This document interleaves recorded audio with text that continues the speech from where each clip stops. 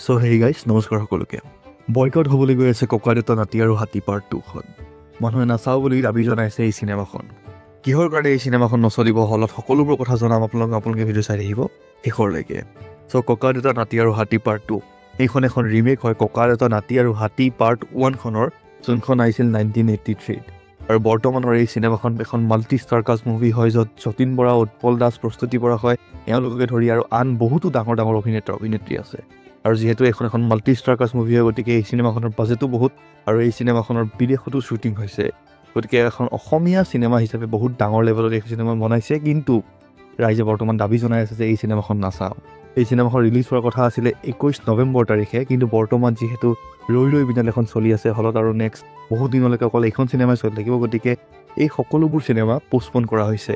লগতে যৌৱনে আমনি কৰে 2খনো পষ্টপন কৰা হৈছে। কিন্তু সেইখন চিনেমাক লৈ বিশেষ একো বিতৰ্ক হোৱা নাই, কিন্তু এইখন চিনেমাক লৈ পেলাই বহুত বেছি বিতৰ্ক হৈ আছে। কাৰণ এই চিনেমাখন প্ৰডিউচ কৰিছে ৰিণিকী ভূঞা শৰ্মাই। তেখেত আমাৰ বৰ্তমানৰ CM হিমন্ত বিশ্ব শৰ্মা ছাৰৰ পত্নী হয়, সকলোৱে গম পায়।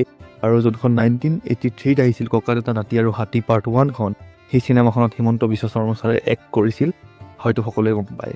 আৰু বৰ্তমান ৰিণিকী ভূঞা শৰ্মা যিহেতু এই চিনেমাখন প্ৰডিউচ কৰিছে, আৰু তেখেতসকলে বৰ্তমান ৰিণিকী ভূঞা শৰ্মা আৰু হিমন্ত বিশ্ব শৰ্মা ছাৰ তেখেতসকলে এতিয়ালৈকে ৰৈ বিনাল এখন চাবলৈ যিহেতু যোৱা নাই, বা এতিয়ালৈকে যিহেতু চোৱা নাই, আপোনালোকক আমি বিশেষকৈ পষ্টৰ জৰিয়তে দেখাইছোঁ। গতিকে ৰাইজে এতিয়া দাবী জনাইছে যে এওঁলোকৰ চিনেমাখনো কোনো মানুহে যাতে নাচায়।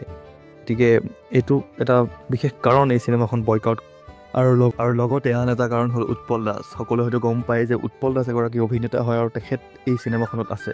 কিন্তু কেইদিনমান আগতে যেতিয়া তেখেতে কোনোবা এখন ঠাইত সকলোৱে তেখেতক এখন চেলফিৰ বাবে আৱৰি ধৰিছিল, তেতিয়া তেখেতে এজন ল'ৰাক অকণমান ব্যৱহাৰটো বেয়া কৰিলে, তেখেতক অকণমান ঠেলা মাৰা টাইপত তেখেতে কৰিলে, আপুনি ভিডিঅ' চাই দেখা পাইছে। আৰু তেতিয়াৰ পৰা তেখেতকো চবেই হেট দি আছে, বা তেখেতেও হেট পাই আছে এনেকুৱা ব্যৱহাৰৰ কাৰণে। যিহেতু ছোৱালীসকলক তেখেতে চেলফি দি আছিল, কিন্তু ল'ৰাজনক তেখেতে আঁতৰাই দিলে। আৰু এইটো অন্য এটা কাৰণ এই চিনেমাখন বয়কট কৰাৰ। গতিকে এই ক্ষেত্ৰত আপোনাৰ মতামতটো কি? আপুনি এই চিনেমাখন চাবনে নাই? আপুনি ছাপোৰ্ট কৰিবনে নাই? মোক নিশ্চয় এবাৰ কমেণ্টত জনাব।